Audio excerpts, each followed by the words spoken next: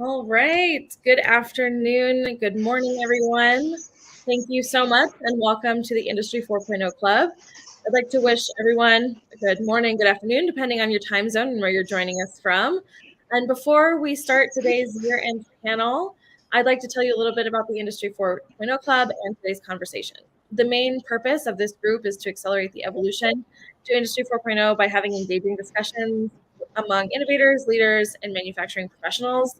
Typically, we are interviewing a guest, but today we are gathering all of our co-hosts around to discuss this past year. This is Women in Manufacturing. It's our Tuesday conversation with a focus on tech and manufacturing. In this space, we touch on perspectives of women in the industry, and we'd like to welcome you to the last live stream of 2023. We're very excited to have all of our hosts here today to close off the year and just give a big shout out to all of our audience for tuning in and kind of coming along with us in this year on all the conversations we've had. So I'm Grace Donovan. I'm an Industry 4.0 Club co-founder. For many years, I worked with entrepreneurs in manufacturing and heavy industry, helping innovators to grow and scale their companies and advance technology in ecosystems in South America as well as the Midwest. And I'm currently serving as the director of the Rural Engagement and Vitality Center, which is helping rural communities connect with university resources to tackle pressing community challenges. I'd like to thank all of our listeners for joining us throughout the year, and a special thank you to our new hosts for your contribution to the Industry 4.0 Club and making our Women in Manufacturing shows a place where we can share our stories and weave together manufacturing, advanced technology, and our personal journeys. And it's so nice to have more people around us in the Women in Manufacturing channel. So I'd like to introduce, kind of for the first time as a group, Angela Thurman, Karen Rivera, and Kate Arndt, who are all here with us today. Typically, Carol Mitchell-Lin would also be here as well, but she has been my faithful co-host for many years, but she's under the weather today, so we wish her well and a quick recovery. So I'd like to just pass the mic around so that y'all can introduce yourselves kind of as a group to our audience in case they haven't had the chance to meet you yet. So let me just start with Karen. Hello, cyberspace. My name is Karen Rivera, and the best way to describe what I do is I'm a tech translator. I'm passionate about bringing business and technology together and ensuring that there's seamless communication amongst the diverse teams. I'm a seasoned Salesforce and Marketing Cloud engagement strategist, and I just thrive on unlocking the platform's potential, aligning the requirements and the proficiencies that the company is looking for. I work for an industrial boiler manufacturer, Cleaver Brooks, shout out to Thomasville. And when I'm not exploring the endless possibilities where technology and ingenuity meet, I am busy supporting, promoting, and helping inspire women in manufacturing as the state chair for the Texas chapter. Awesome. Thank you so much. I'm so happy to have you. I'll pass it over to Angela. Thank you, Grace. I am Angela Thurman, the founder and CEO of Thurman Co. I'm a project manager in high-tech industries, providing services particularly for those highly regulated industries like aerospace, automotive, and telecom. And as a certified project management professional with over 35 years of experience, I give my clients the confidence that their projects are going to be delivered with the highest attention to detail. So for the past 2.5 years, I've also served on the board of directors for the Texas chapter of Women in Manufacturing, along with Karen. And with WIM Texas, I use my love of numbers, statistics, and spreadsheets as the treasurer and director of membership. So we have a strong representation from the Women in Manufacturing Texas chapter. Yes. We love to see it. And Kate, over to you. Sure thing. Well, I guess I'll just say, following both of you women, or all of us, I guess, we're kind of, similar. I'm kind of echoing a lot of what you said, Karen, that data I guess, the bridge between understanding technology, data, and like making it relevant to businesses, business use cases in a manufacturing setting is pretty much what I've been doing um, for the past couple years. And prior to that, I worked at ExxonMobil, kind of serving manufacturers in a different way by selling them industrial lubricant. So I've had an amazing, I guess, career that's been another episode of How It's Made all the time, which I love. And yeah, I'm excited to, be part of this group and learn from all of the wonderful women in manufacturing and get the chance to kind of, pick brains of people who are super smart and also really passionate about women in STEM, and hopefully encourage more women to get into manufacturing or stay in it and be a support system. Thank you, Kate. I think as the currently most seasoned co-host of this group, and I'm just so excited to have more voices alongside Carol and myself, and women who bring different perspectives and different career paths within the industry. And it's just so invaluable. And I just want to kind of take a minute to appreciate you all and what you contribute to women in manufacturing. So I really appreciate all that you've done for us in 2023 and just joining us, and look forward to what we're going to tackle together in 2024. So in 2023, we had a lot going on kind of as an Industry 4.0 Club. It was a big year, and today we're going to go over some highlights from our Women in Manufacturing channel, as well as some successes of the club more broadly. We're going to go ahead and share some of our favorite moments, some of the most impactful conversations that we had, and then take a look at manufacturing and what we're expecting to see in 2024. So with that, I'm going to toss it to Angela. Thanks, Grace. So as we look back over 2023, we're happy to share that our combined number of guests and event panelists totaled 20 inspiring women. And this group of women were simply amazing. Each shared their own personal experiences, including robotics, building industrial software to collect data in manufacturing automation, optimal methods of collecting the data for business insights, product development methods, and much, much more. And we're grateful for all of those women who contributed to Women in Manufacturing in 2023. I'd like to hand it over to Karen. Sure. Hey, not only did we discuss Industry 4.0, because it's what we do, but we also exchanged thoughts, guidance, insights on enhancing mentoring skills, discovering mentors, fostering partnerships, and continuing to establish or grow the community, which I am so grateful for. Our guests, what amazes me most is they led by example and inspired to drive more positive transformations in STEM education, in our professional journeys, and in the corporate settings as a whole. So I'm super excited about this past year and glad that I was a part of it. Yeah, I mean, and I joined a little bit later in the year, but I know that we've had some really awesome panels. I think y'all have alluded to them. Like the one back in February in California, basically had, I think, 2 live panels at the advanced manufacturing stage, and also a big shout out to our partner, Informal Markets. I also got the pleasure of meeting them in New York in June. And speaking of great mentors, we collaborated with the Society of Women in Engineering, the Orange County chapter, in order for these panels to, go off as well as they did. And as far as, those mentors that got involved, we want to, give a big thanks to Morgan Zamanella, who is the SWE president, for the fact that she was willing to moderate this panel. And then we also had very big thanks to the secretary of SWE at the Orange County chapter, who is Vanita Polanivlo. I hope I said that right.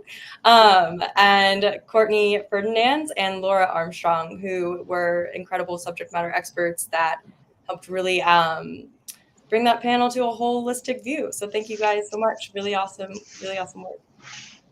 I think, yeah, IME West was, I think, the first time a lot of the Industry 4.0 co-founders were actually able to meet each other in person.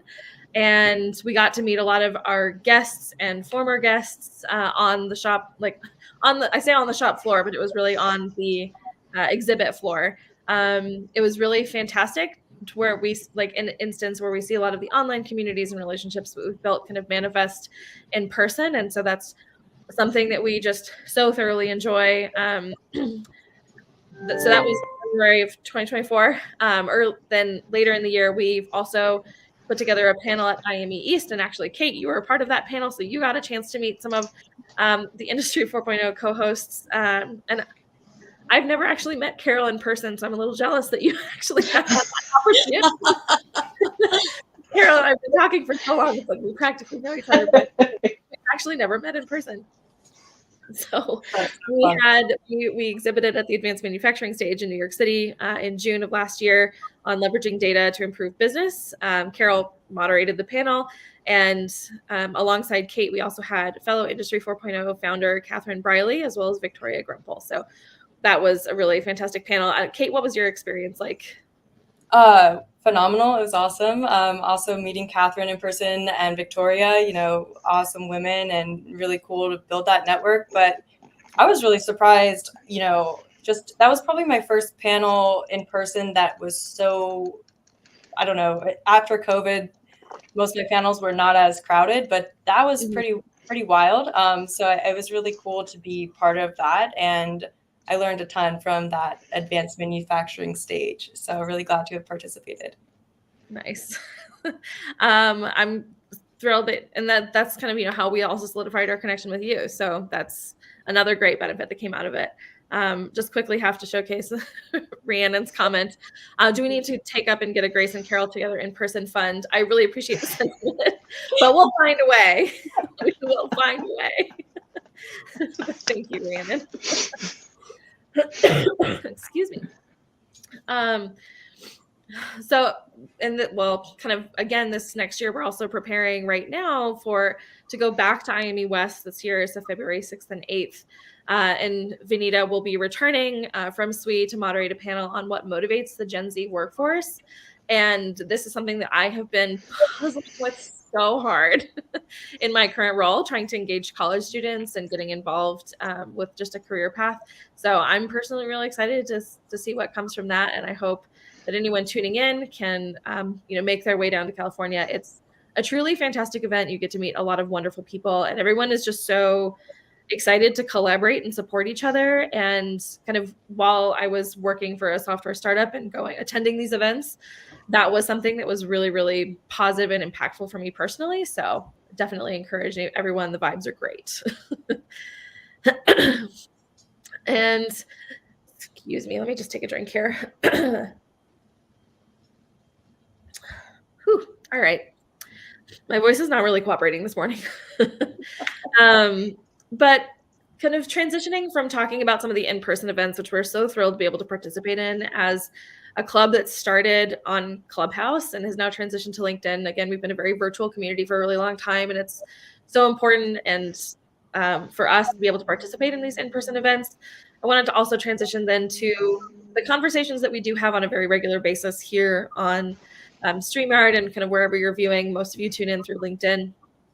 And at the end of all of our live streams, we take a few minutes at the end of the conversation just to reflect on the conversation that we've had and think about our final takeaways. And I wanted to do that here today. And this is something that Carol really started. And so we want to do this in her honor. Could you share your favorite takeaway from 2023? You don't have to necessarily stick to that, but maybe your favorite moment or the most impactful thing that you learned. So we'll look for volunteers. It sounds like I could go. I'm a little greedy. So it's funny because the impactful advice that I've gotten has been sprinkled across all of the live streams. So it's almost like a compilation. And one is the importance of resilience, assertiveness in navigating personal and professional challenges, the it was almost like a common theme with the panelists, that the different conversations helped emphasize the significance of embracing challenges as opportunities for growth and learning. I think that was one of my key favorites, the power of perseverance. And it has helped me assert myself more confidently, actually seek mentorship, and that was a struggle for me, and proactively contribute to my unique perspective to drive that positive change. And that's helped me a lot also with the chapter. And I've just extracted from all of these conversations how to overcome obstacles, fostering self-confidence, and achieving success both professionally and personally. And I'm grateful to the panelists. So if y'all are listening, thank you. That was so eloquent. Thank you. And really touches on a lot of the things that I think a lot of us derive a lot of value from this channel for. Yes, Karen, it's a tough act to follow.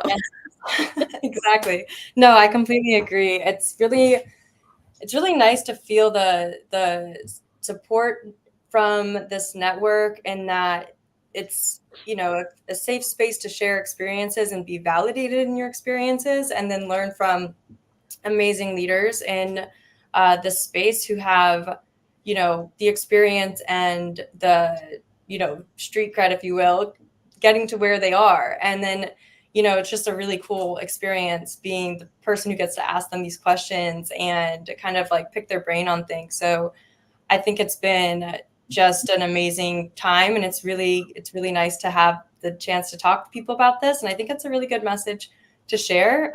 It's pretty encouraging, I think, for, you know, people also to see the representation of women in manufacturing and the leadership that we have brought onto this live stream has been really, really cool to learn from.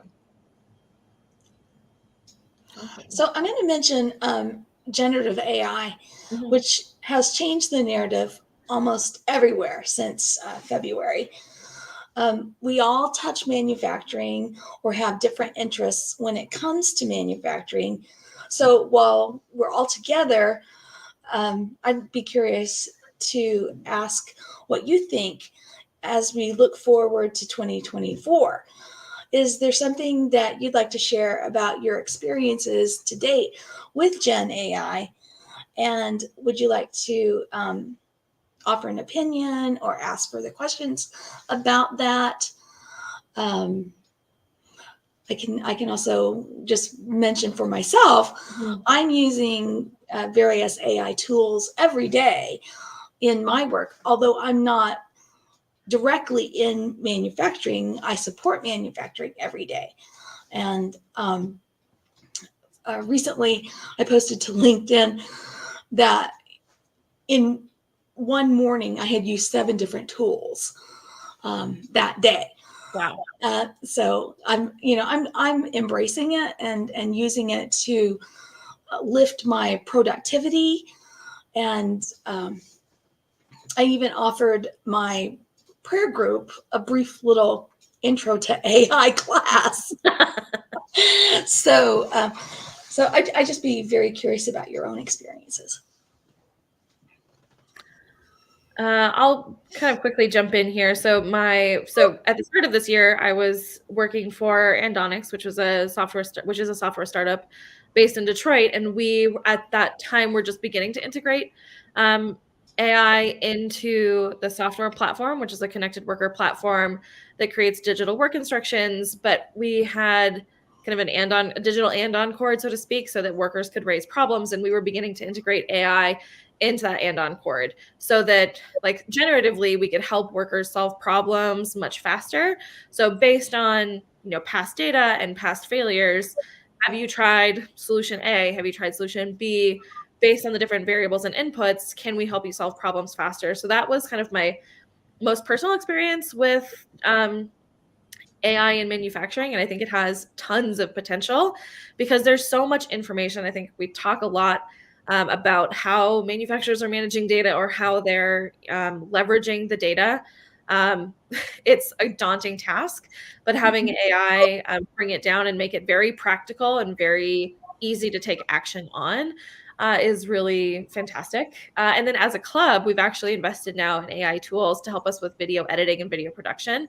So I'm really excited to see how this helps us like as a group, because we're all volunteers, just to really advance and share more about all the amazing guests that we have on our channel and get those out in front of more people. So I'm really excited about that and from the AI perspective. Those are great examples, Grace. Thanks. So, yeah, I guess as an industrial engineer, I'm obsessed with efficiencies. And so I got really deep down the rabbit hole with the whole AI boom lately. And so it's funny, I guess my preface would be, or I guess the generative AI like label, I think has evolved over the past couple of years as what's considered generative and what, is truly generative versus some other, I guess, versions of AI, if you will. But the previous company I worked for was actually heavily, I'd say our biggest solution at the time had to do with computer vision for manufacturers, and it had a lot to do with helping them with their quality optimization. But now the startup that I work for, we help essentially with our AI kind of cooperate, what's going on in a process at like a massive scale. So it's something that, a human could do a design of experiments with, just like, typical analytic tools. But what AI has allowed manufacturers to do now is kind of like, I really need a new name for this, but I don't have one yet, so I apologize. But a design of experiment like on steroids, because you don't have to control for variables, and it's so much data and it's evolving over time. And with the ultimate goal to actually do closed loop control, so feed back into the production process the recommendations from whatever you're getting from that AI in your data. So that to me was the coolest thing I've seen this year, because I've always been afraid to do that. I'm like, y'all, this is scary. What happens if, something goes wrong with this? So I've been really excited that that's happening, and it's massively helpful to manufacturers over time.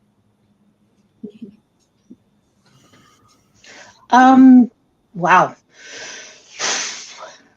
AI, with its diverse manifestations and diverse applications, it's just captivating my imagination, because you think of the art of the possible is on a whole other level. But it's interesting because Carl Schwab, in his work, The Fourth Industrial Revolution, he urges leaders and people or citizens to collaborate in shaping a future that prioritizes people and emphasizing human-centric nature of these technology tools created by people for people. So with all of the things that AI can do, I'm really looking forward to seeing the innovative approaches that companies are going to implement to adopt reassigning existing employees to activities that add value, and kind of dispel that myth that AI is going to displace people or replace people. Preparing the workforce for AI projects is going to be ongoing endeavor, because again, it's not very new, but still pretty new. And as technologies advance, I want to see how businesses invest in learning and development to ensure that the employees possess the skills necessary for progression. The other thing that I'm interested in seeing what 2024 brings, right, wrong, or indifferent, companies do their best work and have their biggest innovations when things don't go so well. Yeah. The pandemic, geopolitical tensions, the global emphasis on sustainability, it's just companies experience more gains and losses throughout periods of uncertainty than they do in stable times. Look at all of the advancements that were done since the pandemic. It was unfortunate, but look at all of the good that came out of it. So as we're looking still geopolitical tensions, economic instability, I want to see what they come up with next. It's like a real life reality show. What are these companies going to come up with next? And I'm like sitting with popcorn, like, okay, who's going to beat who to the punch? So as scary of the time, sometimes it's exciting because you're looking forward to what are they going to innovate next. I think you touch on two really like important points. One being is that how are we kind of leveraging this new technology to support people?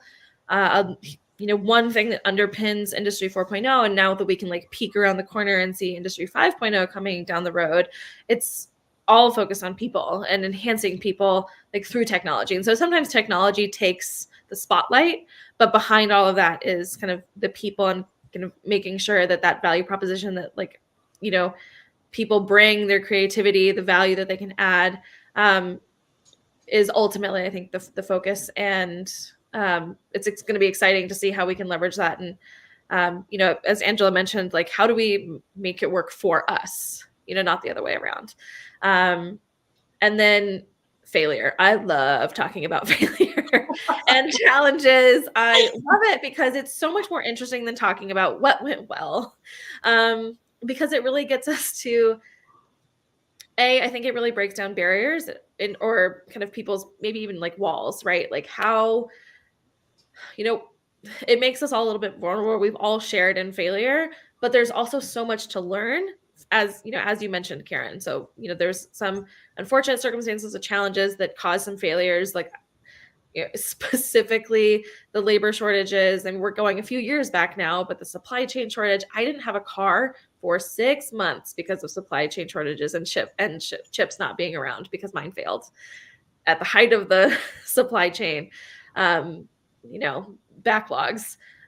But those instances, you're right, like really unlock people's creativity. They really unlock how we can use tools like generative AI to kind of get around some of these challenges. And it's just so intriguing to see how creative people are and just how we can advance in the face of adversity. So I love talking about failure.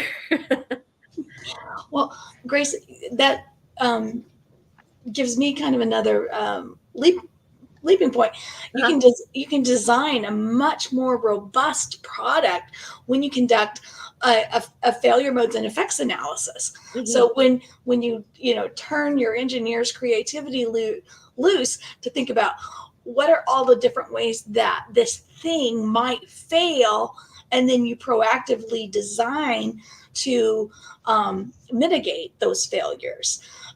And I mean, if you have just a plain vanilla design that is designed for success, that is not a good design. Failure is opportunities to excel. Keep in mind, Eleanor Roosevelt said it best: you don't know how strong a woman is until she's in hot water. The same happens with innovation. Exactly. For sure. And something I like, a kind of little phrase that I took away from a previous job was failing forward. So, and I think like failure tends to propel you that way unless kind of your mentality might get in the way. But if we're talking at an institutional level, like failure is progress because you're learning from past mistakes and doing it better the next time. We've all seen those, like you've only had one job, did you show this design to anyone else? Because they would have said it was terrible. You don't ever want that to make it all the way down the line. Right. Those, I always get a little kick out of those. Yeah. Well, and Karen mentioned something else about what she was looking forward to for 2024. So that I think gives us another discussion point. What are we each looking forward to in 2024? Kate, can we? Sure. Yeah. I guess kind of on the note of failing forward and like trying to learn from our mistakes, I guess it's kind of funny too, because of just the nature of AI. You kind of don't really know some of the hurdles that you'll come to until you're in it. So like OpenAI, I think right now, like they're hiring people to try to prevent it from becoming rogue. And so like, like, I don't know if y'all have noticed, if you're using ChatGPT, like some of mine have become a little not that helpful, and they've learned how to kind of like get out of tasks. So it's kind of funny, and so learning from that, I think, is just going to help us evolve. And I'm excited to see some of the workarounds. And I'm thinking the failures, so to speak, we've been seeing are highlighting where we need the most work. And some places, like I'm pretty risk adverse. So it's kind of scary for me to think about AI in some applications, but where I'm excited about the potential, assuming it's done the right way, is in the healthcare space. I think that given the nature of healthcare being so siloed, we've not been able to leverage data in a multifactorial, personalized way that can be more holistic about people's health data to understand what could be going on at a deeper level. And I think that there's a lot of work going on in that space now to unlock some of those bottlenecks.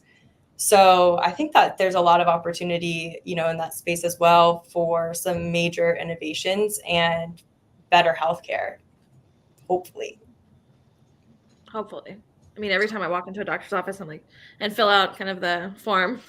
The same form over and over again, and then telling them my symptoms. I'm like, isn't there a list somewhere? Like, and also, it's just the only thing that's a little scary is, that data is the reason it, is so private is it is sensitive, and there are implications if it gets into the wrong hands. So just all those factors need to be considered too, because generative AI, as much as it's working for us, put in the wrong hands can be working against us as well. So there are a lot of guardrails that I think, as you mentioned, need to be in place, and it's an important challenge that requires a lot of consideration. But while we're on the topic of AI, I wanted to quickly bring up this comment from Rhiannon. So AI and application review and hiring can bring forward the biases of the patterns that already exist in manufacturing. So that is an area where women in manufacturing need to maintain our voice. So kind of while we're on that, I just think it is, wanted to bring this to the forefront, and thank you, Rhiannon, for this comment of making sure that we're continuing to have this conversation and ensure that kind of, again, we know that biases like racial and gender, like humans are imperfect, and so the technology that we produce is oftentimes imperfect, and so it's really important to have representative samples around this technology, so that we can also hear from like intersectional identities and some like the most vulnerable in society or like in a certain environment, that to make sure that what's AI is helping us to do is not at the same time harming somebody else. If there's anyone else who wants to comment on that, but thank you, Rhiannon, for sharing that. No, that's a great example. I mean, one company that comes to mind that had to learn that lesson the hard way is AWS, or I guess Amazon, because when they used it for recruiting, they trained it on, their current, leadership and basically what they were trying to do was train the model to understand what it would be to be a successful employee at Amazon. But because a lot of these, people that were in that training database were male, the AI learned that male was essentially a better indicator of success. And Wow. so basically anybody that had women in their resume, like women in manufacturing or SWE, like they were automatically filtered out. And they started realizing, like, why do we only have male resumes? Like, where are the female resumes? And that was one of the aha moments to them, that they were like, oh. So it's really what do you know? Be cognizant of that because it's something that sometimes you learn after the fact, but especially in like the higher risk situations, really needs to be well thought out before it comes to something like that. Yeah, no, that speaks perfectly to making sure that women and people of color and people of all identities are like involved in this. But that's not necessarily an AI problem. That's a challenge that people have to really confront, and that means confronting a lot of like biases or ways that we work. I think But oh, go ahead. I think, Grace, I disagree with you Okay. in terms of it's not AI problem, because we train AI. Oh, that's what I'm trying to communicate. Yeah, like it's not necessarily an AI problem, because that problem is like really nested somewhere else. Yeah, So I think with great power comes great responsibility, and the power that AI gives us to do so much, we still need to be good stewards, because it's still just a tool, and it's not just, oh, we'll just let AI do it. Yeah. That's why we have checks and balances. That's why we make sure that it's trained properly. And like you said, the different voices are represented, so we don't just redo the mistakes of the past just with different tools. Exactly. No, thank you. I think that I appreciate the clarification because the way I phrased it was confusing. But I think it's also too important to recognize that like all systems are perfectly designed to deliver the results that it produces. And if we don't like the results, then we have to really re-examine, the system that we've already put in place, like we as a royal collective. So yeah, those are important things to keep noodling on. I like that, noodling. I was about to use a term from like my philosophy professor in college, but I was like, that won't land. Kind of Aristotle. I vividly remember this from college. My philosophy professor talked about the value of like just having time to think, which sometimes today we don't have as much time of unless we're very jealous of our personal time of just like pondering and considering, because there is a lot of drive to be productive, which I think is a little bit of a downside of generative AI, if we're kind of on this theme for what we see in 2024, is that there's so much demand to be productive that there doesn't necessarily, unless you are very intentional about that, again, set aside time for kind of thinking critically. And my philosophy professor referred to this as noosing.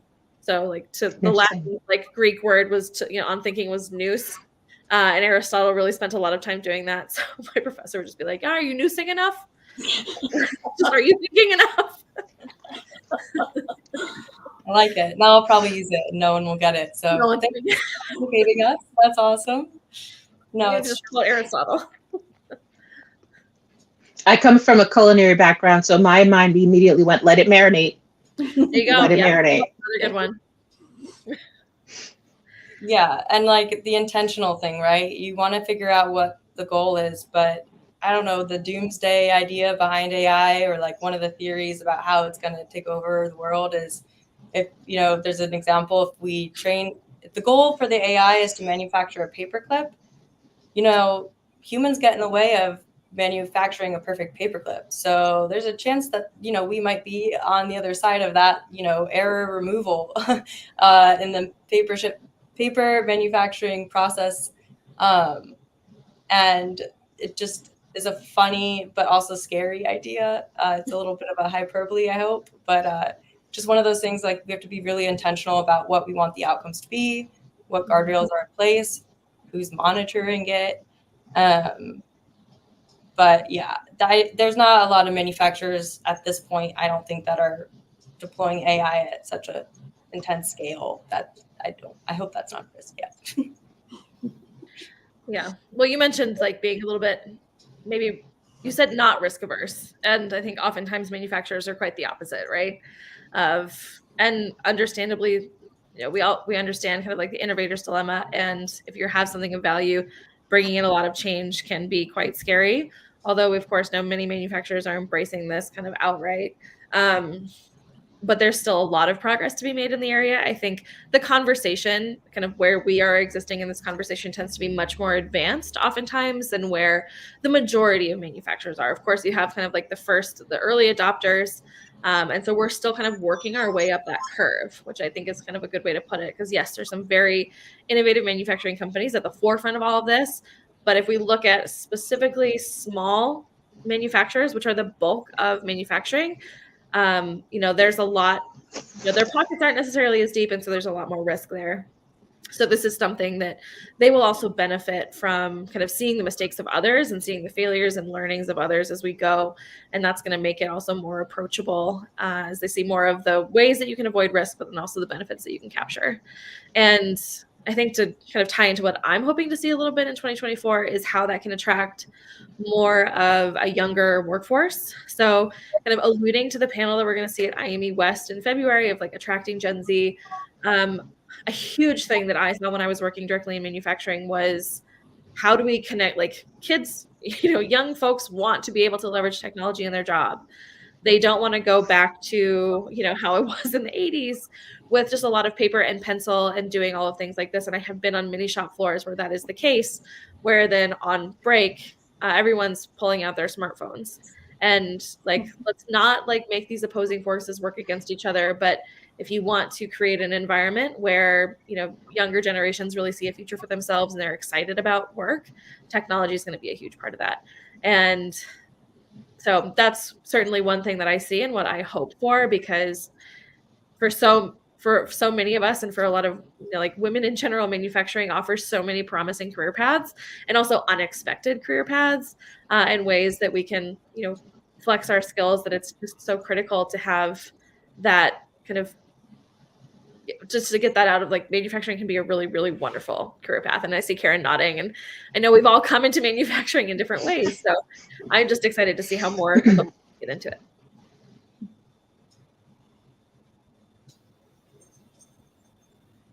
I think a big part of that also is just the awareness in that dispelling that myth about the dark, dirty, and dangerous. And with the work that we do at the Texas chapter, the first conversation that I always end up having is, you're looking for a career change, and I'm willing to bet my salary you haven't considered manufacturing. And I'm here to tell you, you might want to do that, because there's a lot of opportunity and options and things that you can do that you probably, it hasn't even crossed your mind.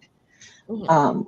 Now, to get the younger generation interested early on, that is the goal, because I don't want to work for forever. I don't. Someone come in so we can retire. It's like, transition that knowledge. Here's the baton.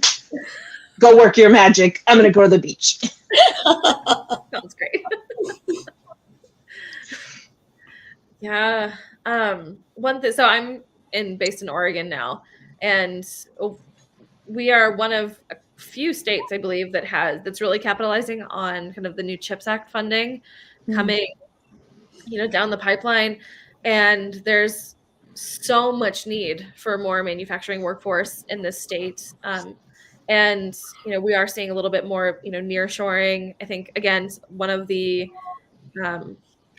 outcomes, I'll say, kind of the pandemic, and understanding the importance of having a kind of a supply chain network rather than just a single chain.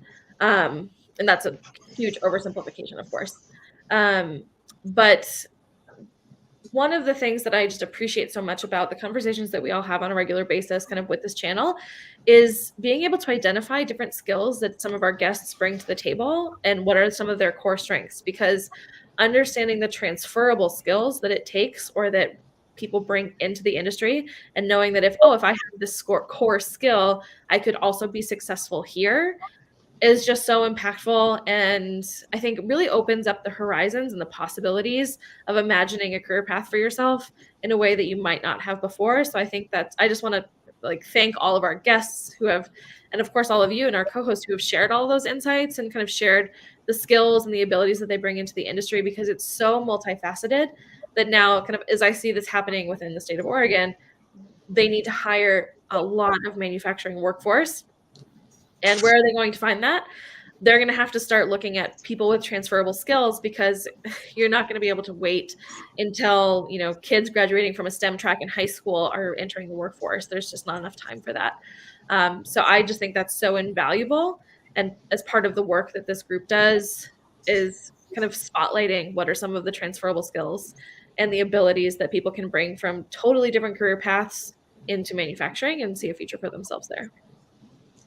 I completely agree with that, Grace. As you know from our conversation around Semiconductor 101, Texas, I learned a lot from you there. I'm so glad. Texas is another one of the states that is really capitalizing on the CHIPS Act as well. We have two major hubs for semiconductor foundries and processing. One is north of Dallas, and then the other is around Austin. We have a huge number of companies that are, if not headquartered in, at least manufacturing in Texas. And the growth in that industry is huge. And it impacts not only the companies that are actually doing the manufacturing, but the entire supply chain and construction. We have a great deal of construction right now going on to build new factories related to the CHIPS Act. And it's just as you said, we can't wait. That money is available now, and so the iron is hot. The time to strike is now, and it's really exciting to be a part of manufacturing, specifically that high tech manufacturing, to see that taking place in Texas. Yeah, it's exciting. Thanks, Angela. And Angela touched an interesting point, because a lot of people think, oh, chip, semiconductor, that's like for engineers and those kind of people. Yeah, tell that to the construction worker that just had his contract extended because they're either building a new facility, expanding a new facility. And so the plumbers, the electricians, the welders, all of those people get impacted as well. And I think one thing that we really need to help people see is how the dots connect. That it is not this siloed thing that just impacts engineers or impacts people in tech. No, it impacts the entire economy, the local economy. And like Angela said, strike while the iron is hot, and have these local economies really take advantage of what's being offered. It's a huge geopolitical on I don't want to say issue, but matter or concern or bottom line across, the different countries. It's an enabler to empower us in technology. So the more advanced we are in our competitive edge to, have a competitive edge in the chip manufacturing process here is what is also going to be an enabler to how well and how fast we can adapt these, new technologies. But also from a consumer base, like Grace's car, you didn't have your car for 6 months. So it's definitely really interesting. It's a market that I am very intrigued by. And they're definitely, at least in my experience of all of the industries I've worked in or with, it seems like they're extremely advanced in their usage for AI in their production process. They're very, very digitally mature. So it's pretty exciting to see what they're coming out with. And I think, it's massive. It's like a massive example to the market of what could happen if you do invest in technology. And that's always the fun thing about seeing, almost like greenfield, factories being set up, in the sense of everything's brand new. And so they can pull from all the best and the latest. It's a lot easier to do that when you don't have decades of investment and equipment that you'd have to completely revamp or find new homes for. And so I think in terms of redoing the image, there's so many, it's exciting to see new factories go up that definitely that do not conform with that image of dull, dirty, and dangerous. They're bright, they're technology forward, they're exciting. So yeah, if you're looking for opportunities in manufacturing or chips right now, Oregon and Texas are the places to be. And I think Ohio. We'll throw in Ohio too. Yeah. So yeah, keep those places on your radar. We're warmer. Yeah, depends on what you want.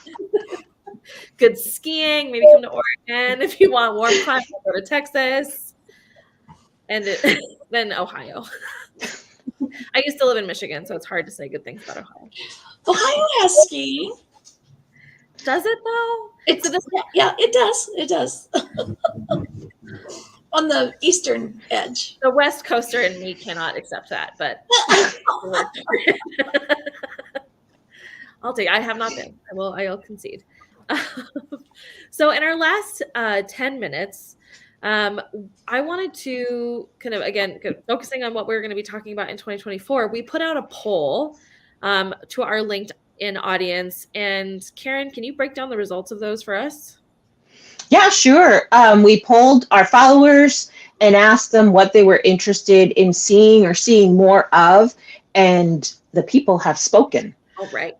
They are definitely interested in manufacturing future and tech. Shocker, of the conversation that we just had. Coming right after that is women in manufacturing. So kudos, more often and more content. So yay. Coming in third, people, processes, and culture, including the future of work. Again, conversations that we've been having all along. And then rounding out the poll was fireside chats. But 70% were leaning towards the manufacturing future in tech. Awesome. And thank you. And thank you to the audience and everyone who responded. We really appreciate that feedback. That's really valuable for us, not only as individual channels, but also as a club to really understand as we strategize about what kind of content that we're going to be putting out. I'm curious as a group, what your reactions are. Is there anything that you also want to see the club do in 2024 that's maybe slightly different than what we've done in the past? I'd have to say two things. I'm of the team people, processes, and culture. That shouldn't be a surprise to folks. But my other one is to integrate the different shows that we have and have like cross hosting, and having a women in manufacturing program is great, but we are models for others to follow, and integrating women in manufacturing with just manufacturing period to normalize that. Having this space for women is fantastic, but we need to integrate women in manufacturing into manufacturing so people see that it is one and the same. I wholeheartedly agree. And I think some of the changes that we've seen kind of with our co-hosts throughout the year, we have folks join, and then we have folks who need to step back again because this is all volunteer. And so that's certainly something where we used to have more women across the board in a lot of our channels. And I think that's something that's really important for us to focus on and do more integration. I really like that idea. Personally, I really enjoyed some of our early conversations were very much kind of individual profiles on women and kind of their career trajectory. And I think that's something that I'd like to see more of, that we do this next year. And that's something that Carol and I are certainly planning on, to do a little bit more deep dives into, individuals, like a day in the life, like what's your life like working in this industry? Because again, that really shines a light on, what are the skills that you employ every day and how did you come to this industry, which is really important for, helping people see the possibilities for themselves in manufacturing. Kate, yeah, go ahead.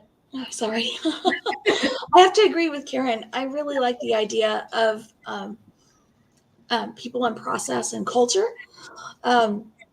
because as a woman who's been in engineering and manufacturing for 35 years, I've seen some trends, and I think that it would be really good to be able to share some stories and have women from different generations share stories about how manufacturing and how the industry is evolving, and to give those kinds of insights. And then around processes, I'm a very process oriented person.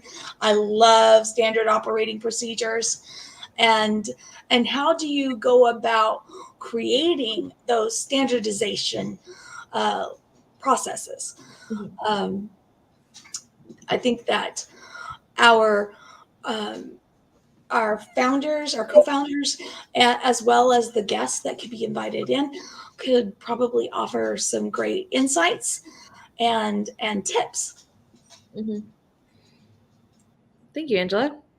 Yeah. Kate, is there anything that you'd like to see going into 2024?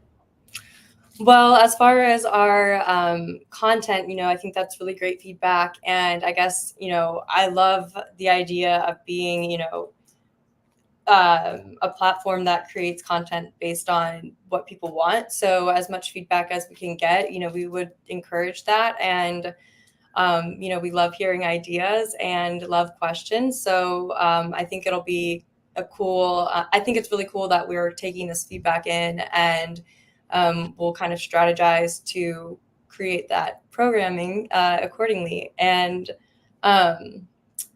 with that said, I mean, we have a couple more minutes. I don't want to like close preemptively, but I guess I was just wanting to mention too that we do have another host coming next year, which I'm really excited about as well. Her name is Lucy Ashton, and she couldn't be with us today, but it'll be really cool working with her as well. And just like you said, like having the opportunity to have this group of voices, but also we would love to have as many volunteers as we can, especially you mentioned intersectionality earlier. So I think kind of encouraging people to volunteer if they want to get involved is something that I would look forward to if we can pull that off.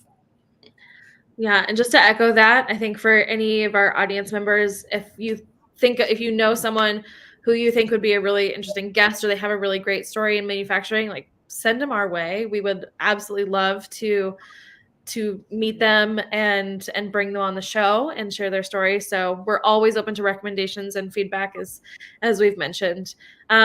There is one other question, and I'll kind of show this for Angela. Maybe we know the answer, maybe we don't, but we had a question from an unknown user. We can't see your name on this platform. Do you know of any new foundry capacities being built for gallium nitride versus silicon chips in Oregon or Texas? And I think Angela, you might be the best candidate for this one. I can't think of any off the top of my head, but I will certainly inquire. I participate in a monthly forum for the chip industry, and I can post that to my fellow forum members. So I'll just make a note: gallium nitride foundries. Awesome. Thank you. And so we'll just encourage you to I used to actually Angela. I used to work at a foundry for that produced gallium arsenide. Oh. I don't think we dabbled in nitride though. I knew you'd be the right person for this question. Awesome. Well, and for that person who commented, if you want to connect with me on LinkedIn, I'd be sure to follow up with you. Excellent. So yeah, head over to Angela's page and hit that connect button if you're not already. Well, awesome. And just to wrap us up, though, if you like conversations like this, or you want to get involved or be notified of any of our, future content or live streams, feel free to follow the Industry 4.0 Club on LinkedIn. And we also have a newsletter called Shaping the Future. Our website is industry40club.com. And we really wish you the best holiday season and, stay safe and healthy, and looking forward to seeing y'all next year. Sounds great. Thank you all so much for closing out the year with us this way. Hope you have a wonderful holiday season and a Happy New Year. Happy New Year. Happy New Year. All right. Take care, everybody.